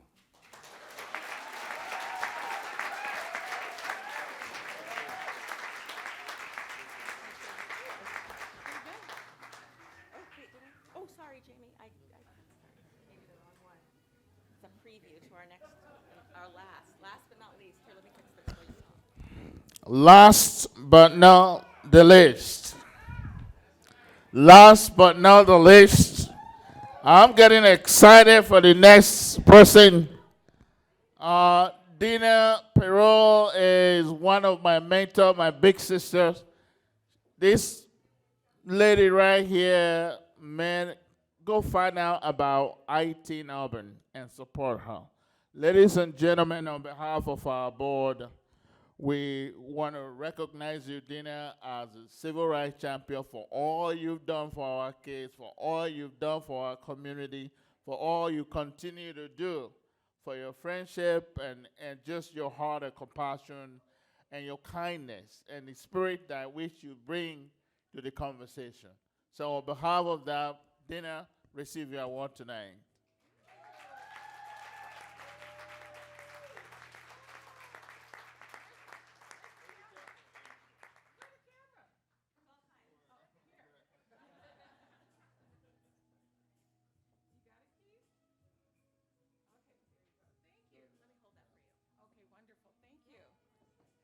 You guys don't worry, I ain't gonna be long, because I know y'all ready to go home. I am too.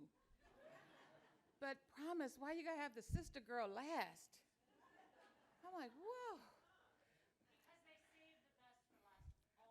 I guess so, honey. Oh, well, Promise and the League, I thank you so much. I'm very humbled by this award. You know, I've gotten a lot of awards across the country, but it's a different feeling when it comes from home. I call Portland home, but it's really not my home. But Xavier was talking about the word purpose. I found my purpose when I moved to Portland. See, I moved here from Compton, California. How many of you guys heard of Compton, California? Okay, straight out of Compton, honey. But one of the things I noticed when I came here in the early 90s was the inequities, especially for the Black community here. And I'm not one to keep my mouth shut. And I want fair for everyone. So at the time I was working at the city of Portland, so I ensured that there were certain pathways made available for us. I also made sure that I worked with my folks, you know, Black and brown employees at the city, to have them understand that they have a voice, because I saw so much complacency. And I wasn't the one, but because of that, I was ostracized a lot.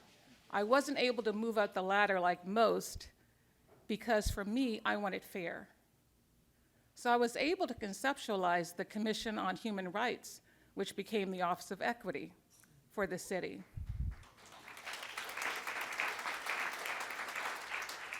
I also created their employee group called DEEP, which is still going strong now, because I told the mayor at the time that it's important that the employees of color, that their voices are heard, and that they're a part of this machine called the City of Portland. You know, so that is still going strong now, after what, 15 years or so? I also created, because I saw an inequity, for hiring staff, so I created a program that was an internship program to help Black and brown communities learn building inspection. And so we worked with 2 different bureaus and kicked that off, and that went for about 10 years. But all of these things that I created, I happened to work for a man, a white man, that was new here from Portland, Maine. He gave me free rein to do whatever I wanted to do. He wholeheartedly trusted my instinct. I was able to create so many dynamic things, but when I left that bureau and went to a different bureau, they were waiting for me. Because there was a black woman that had too much clout in the city. And so once I left his protective lair, I was tarred and feathered. So I left after 16 years. And so in the state of Washington, I was on the Governor's Commission on African American Affairs. One of the things that our commission was always talking about was the opportunity gap, especially for black and brown males. I'm not one to sit around and talk about something to death. So I instantly saw what was happening in my community, Vancouver, Washington. Went to a CIO roundtable, Chief Information Officer roundtable, noticed I was the only person of color in the room. And so I instantly thought, so we have these boys over here being marginalized, disenfranchised with no clear pathway to success, but in this room is where the opportunities are. 6 months later, I launched iUrban Teen with the help of some of those men in the room. Since then, that was 2011, we've served over 13,000 youth.